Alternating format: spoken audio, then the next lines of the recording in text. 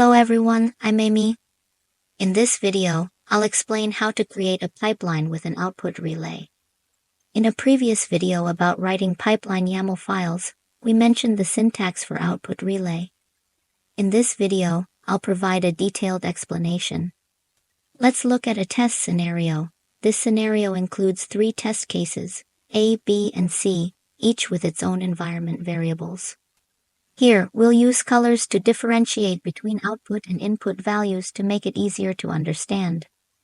According to the test strategy, status code, which is one of the variables under B, directly uses the value of A's status code environment variable.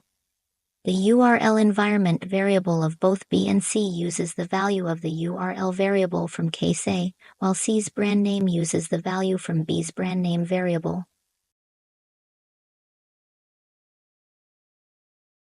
Next, let's see how to arrange the pipeline for this scenario. The first step is to add environment variables in the Testany case and set the output relay attribute. For specific steps, refer to the video on how to create an output relay case. The second step is to define the transfer of environment variables in the pipeline YAML file.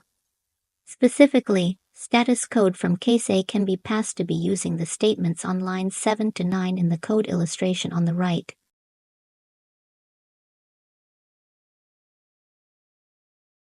And the URL value is passed to case B via lines 10 to 11. Similarly, we can transfer the environment variable values from both A and B to case C simultaneously.